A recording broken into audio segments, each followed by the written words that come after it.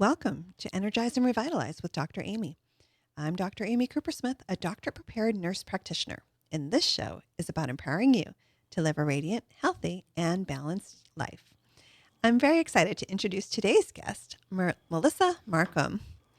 Melissa is a professional astrologer and founder of Melissa Markham Vibrational Astrology and Vibrational Vitality. She combines the wisdom of evolutionary and vibrational astrology with modern wellness and biohacking practices. Through her work, Melissa helps individuals and professionals discover their life purpose, optimize their health, and navigate personal and professional transformations with clarity and empowerment. Welcome, Melissa. How are you? I am fabulous. Thank you so much for joining me today. Absolutely. I'm very excited to be on the show. Yes. So we met, you were doing some readings at the Indigo Door, and I had just turned 50, and I was at this kind of point in life where I said, what next? And so I said, why not get a reading and see what you have to say? And we read my birth chart, and I really got some insightful information from that, and I enjoyed that process. Yeah, so I look at the chart very differently. Being an evolutionary astrologer, I want to know the soul purpose. It's not just about, oh, your sun's in Aries, your moon's in Cancer. I mean, I think that's all a very important part of the chart, but it goes deeper. It goes to your soul contracts. Why are you here? Why are you existing on a perpetual cogwheel like most people? They come in on one energy and they're trying to get to the other energy. But because this is not a traditional theory taught in school per se, they don't know any of this. So it takes that aha moment. I'm sick of doing the same thing and not getting the results that I want. And I feel like that happened to a lot of us in 2020. We had an awakening, I would say, with COVID and the world changing. And so that propelled me personally to study astrology, but to really study astrology, not to just look in my, growing up, looking in the newspaper and getting an idea of what me as an Aries, who I am. I mean, kind of. And I feel like that demeans it because there's so much more in the planetary alignment and how things progress and how we're really affected by all this energy. Well, let's start off with the birth chart. So what is, for our listeners, what is a birth chart? So a birth chart is when you were born, your planetary alignment. So everything aligns specifically to the planets, the degrees, the houses, and it all means something. And the birth chart reading is something I only do once because once you kind of know that, you don't really need to go in depth into it again. But what I do is a solar return reading, which every year the planets change. So with that comes, a different cast of characters. And I mean, think about your years, right? Some years are very easy. Some years are very challenging and very difficult. Right. So I feel like if we know the blueprint of all this, it helps us navigate through this so much better. It doesn't mean we're not going to have the pain or the whatever is supposed to happen, but we at least have a blueprint or some kind of guide. So if you look at a solar return, so you still use the person's birth date and time, or is it different? Yeah, I use all that information, and then it really depends on where they live, too. I want to know exactly where they live because, believe it or not, it can change depending on location. Okay. And so I'm going to look, now astrologers all do this very differently. Some look at just the sun, some look at just the moon. I look at the whole planetary alignment because from year to year, I can kind of navigate and guide on where I've been. It doesn't mean people always say, well, what exactly is going to happen? And my answer is, what do you feel? What do you feel? You know your chart better than I know your chart. I'm just reading a language and telling you an energy of possibility. So somebody could go to you and say, okay, I have our work situation Mm-hmm. this year, how can you use my chart to help me make decisions at certain times? Yeah, I'm going to look at your chart, and I'm going to look at when things happen, when the transits, meaning the transiting planets that are right now in the sky, how they're hitting your natal chart. So I'm going to get an idea of, okay, here's a possibility for you. Here's when to make a decision. For example, Mercury just went direct on Monday. It was a tough Mercury retrograde, I would say. It was Mercury retrograde in Leo, which is the shadow side of how to deal with your ego. Oh, So during a retrograde, you should never start anything new. okay. The energy is kind of wonky.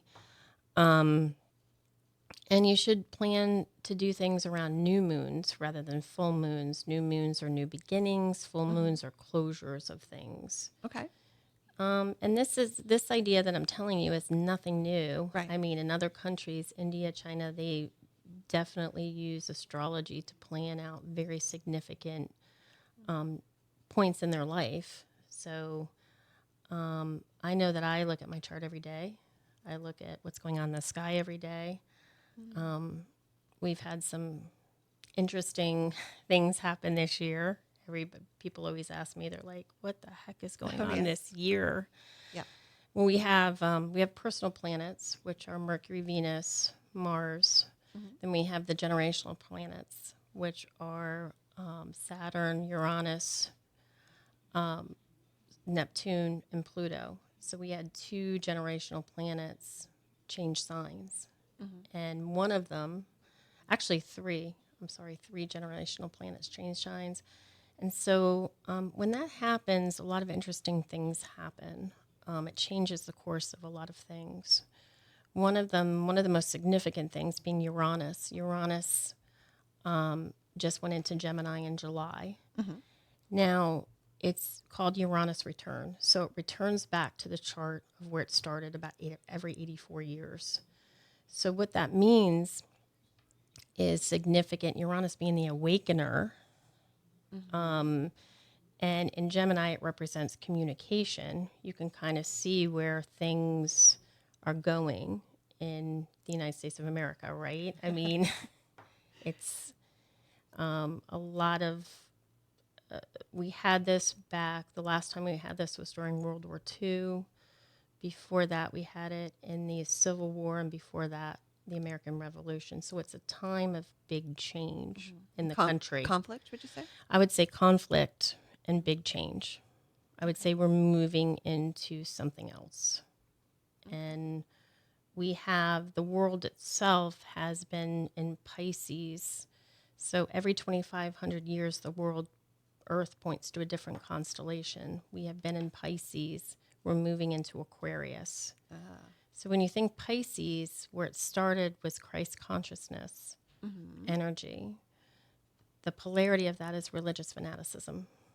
Okay. So you can kind of see how this is turning. So would Aquarius be associated with more fanaticism? That's Pisces. That's Pisces. Pisces is hierarchy and religion. Aquarius energy is collective energy. It's also about technology. It's friendships. It could be groups of people. That's why you're seeing a lot of activism happening. So people say to me, well, is this going to be a war? Or it could be, yeah. But it's going to be very different. It's going to be using technology. Think of drones. Right. Think of things like that. It never works out the way you think it's going to work out. So it should be interesting to kind of see. Right. And see how what the planets are saying, how that translates to reality. It's the energy. It's the same energy. And so it follows a certain pattern. But it's always a different experience. Well, let's talk about Mercury retrograde for a minute, because people know that term. But when in my clinic, where I was like, okay, nothing's working, the printers are down. What's Mercury doing? So explain what is Mercury retrograde and why does it just mess everything up? So it appears that the planet is going backwards. Okay. And what it is it happens it happens 3 to 4 times every year because it takes only 88 days for Mercury to go around the sun. So it happens very quick. It's one of those times that you just have to revisit and kind of review things. It's not a time to make vast decisions. Okay. And just give yourself plenty of extra time to do things, to travel with your computer. Like I said, this last one was a really tough one. So I was traveling a couple of weeks ago, and my flight was canceled at 4 a.m. on the way to the airport, and then it got canceled again. and you're like, Man, I have bad travel karma.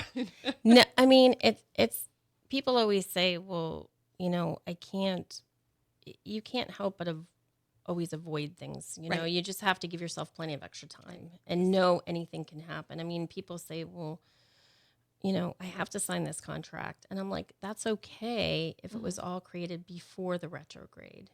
Things that happen that flow into the retrograde, that's life. Life happens. But if you can avoid things like that, or if you can delay things, that's always the best. And just that understanding. The understanding, yeah. I mean, some things I might avoid, maybe going out on a first date.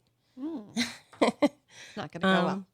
Maybe, I mean, it's just the communication can be, you could hear something that's not really there, or it could be skewed in some ways. I would say maybe a job interview, if at all possible, unless you're going for the fourth interview, and you're pretty secure on probably landing the job, but things like that, things that are major milestones, I would say kind of, if you can careful. Just be careful. Yeah. And it's 3 weeks. I know that's a long time, but just kind of ride with it, ride the retrograde, so to speak. Give more time and understanding for Exactly.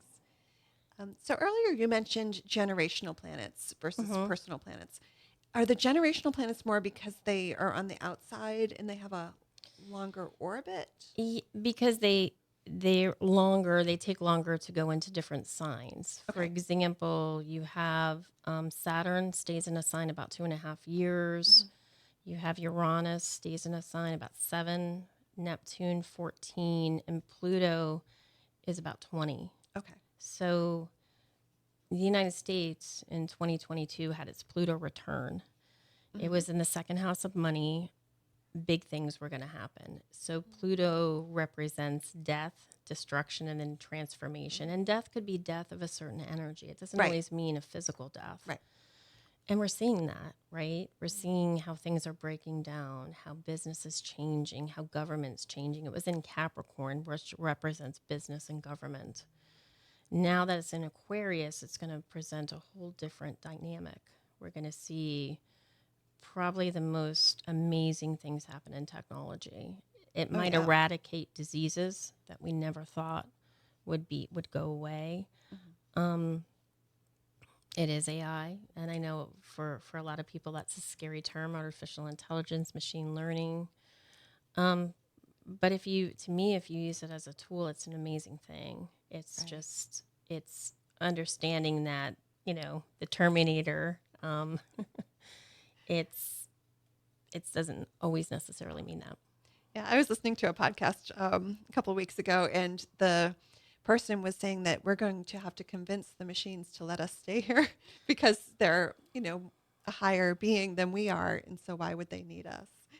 I think so that's that always was interesting. I think that's always kind of like a thing, but I think that there's always. I mean, I think the human being has a soul, and the computer doesn't have a soul. Right. And the soul lives on forever. I mean, the body is just a vessel.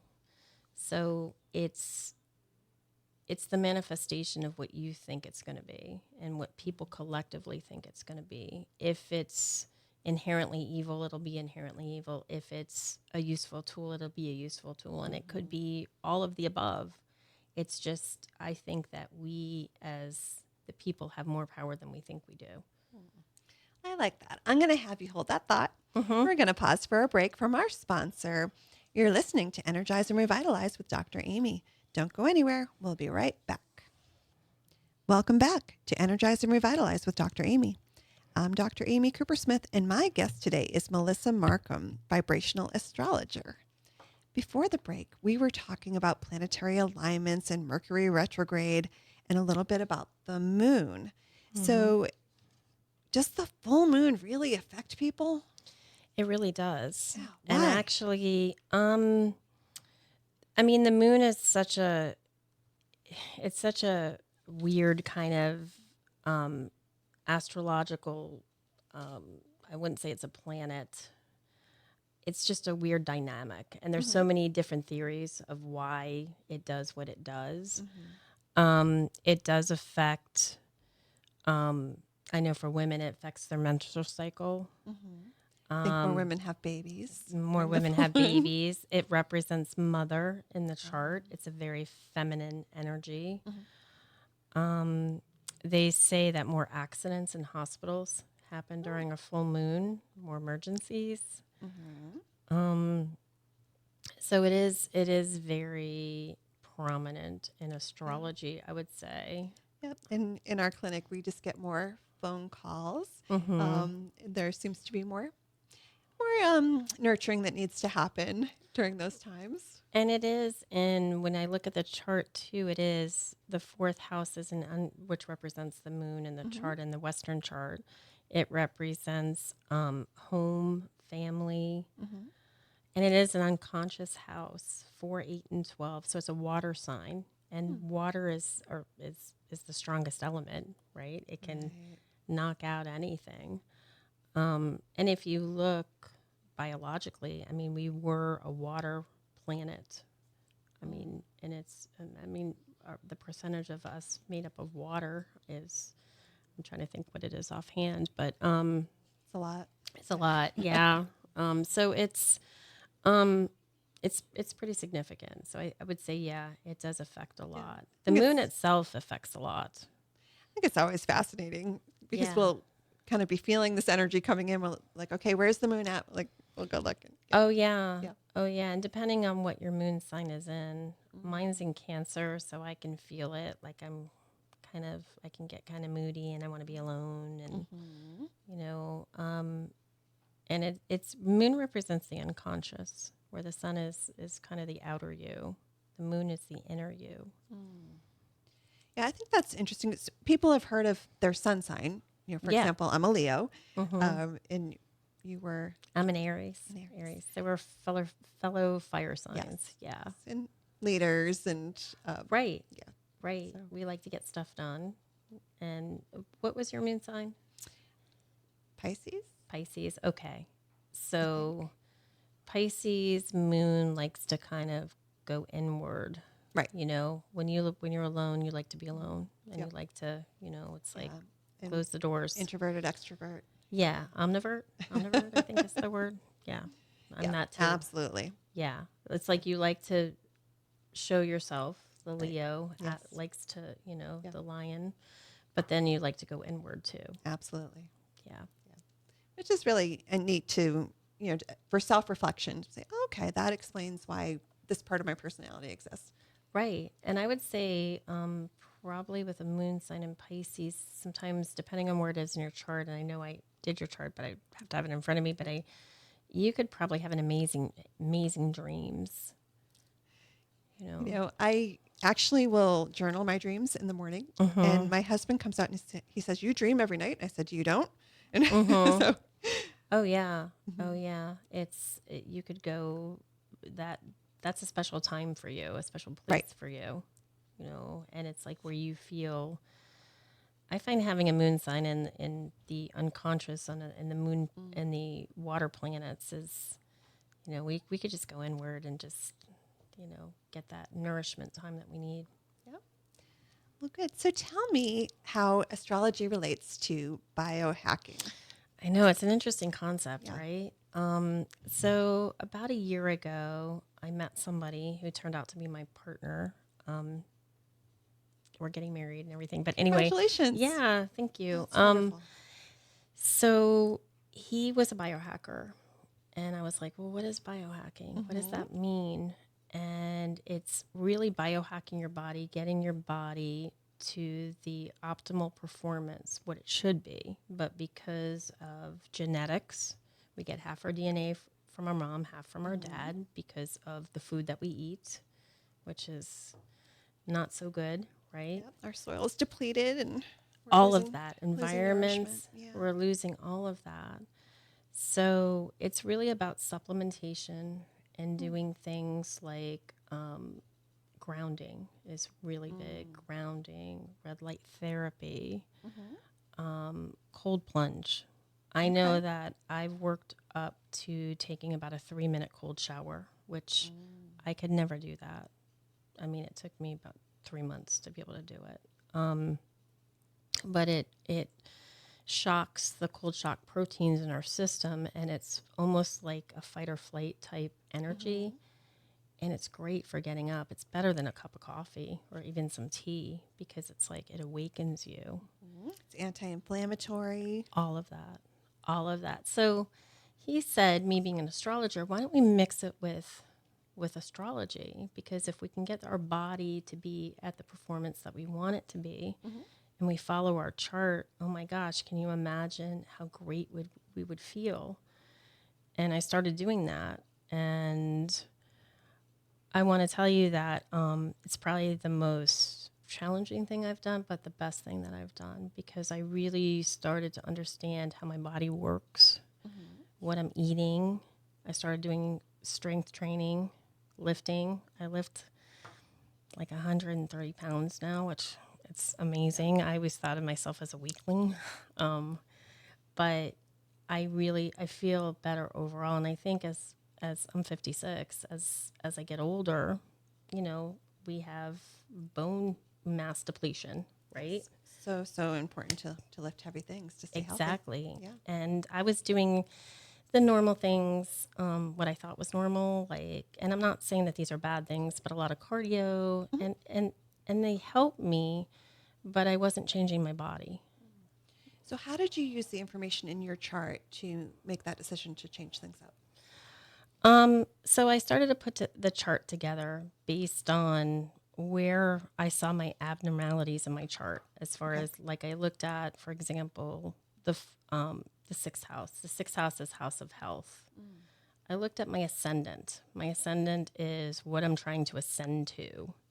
The eighth house, house of surgeries, house of women's, female reproductive. House 12th house, which is the karmic house. And I started to create charts like this. And I'm like, here's what I need to work at, when I'm feeling sluggish. Let's say I'm having a transit, with Neptune. And it's like, how do I get myself kind of out of this funk? Yeah. Or I'm having a moon transit. What can I do? These are things, hey, maybe I need to, journal. Maybe I need to do some cold plunge. Maybe I need to, up this, up that, whatever that is. And the supplementations, things like NAD, glutathione, methylene blue, it's Yep. amazing what they do. It's like I don't have that crazy, I got to get up at 4 a.m. and solve the world's problems anymore. It's like, nope. You feel like emotionally it helped ground you? Emotionally, it helped ground me too. And doing little things like if I wanted to sleep and, oh my gosh, my body's getting up, like I'm getting up at, like I said, 4 a.m, take a little bit of raw honey. Maybe I need to feed that part, and, my glycemic intake is low. So I need to I need a little bit of that sugar to stay asleep instead of the body saying, okay, where is this? Where. And do the things you need to do change based on how things are aligned at that time? No, I pretty much take a supplement stock every day. It's just, I know what's coming. So I'll do the extra things. The supplement stuff is going to stay the same. It's what I do with the time, as far as like, hey, I need to work a little bit on this because I'm having this really hard moon transit. I'm feeling really emotional. So maybe it's time to lay low and maybe journal, or maybe spend some time in nature. I know it's really hot out right now in Florida, but Go in the morning. go in the morning. Exactly. go really early in the morning. I mean, another thing is breathing. Yes. That is so important. And I fought it for so long. And it's like I do 10 of the most obnoxious breaths in the world. And I do it 3 times. And it's amazing. I'm blowing out all that old carbon dioxide, and I'm feeling so much better. I'm feeling like, okay, I can, let's bring this day on, kind of thing. Awesome. Well, this was really fascinating, and there's so much more to talk about. So we'll have Oh to my do this gosh. again sometime. Absolutely. But meanwhile, how can our listeners get in touch with you if they want to learn more or have a reading? Absolutely. So I have 2 websites. Okay. I have my first is under Melissa is mmastrovibes.com. And then to get a hold of me is Melissa Markham at mmastrovibes.com. And then I have Vibe Vital, which is vibrationvitality.com. Vibe Vital. So, and if it's just confusing of all that, you can always Google Melissa Markham, vibrational astrology. Find you that way. Yep, exactly. Great. Well, thank you again for joining me today. Thank you, Amy. And thanks to our listeners for tuning in to Energize and Revitalize with Dr. Amy. If there are topics you would like to hear more about, please send an email to radiantpodcast2025@gmail.com. Check out past episodes on Amethyst Wellness YouTube. And we are now featured on Apple Podcasts and all your favorite platforms. Please subscribe and leave a 5-star review with a quick comment. It really helps us reach more listeners just like you. I'll be back next Saturday morning at 7:30 with more expert insights and practical strategies to help you live your healthiest, most energized life. Until then, stay healthy, and here's to your best life.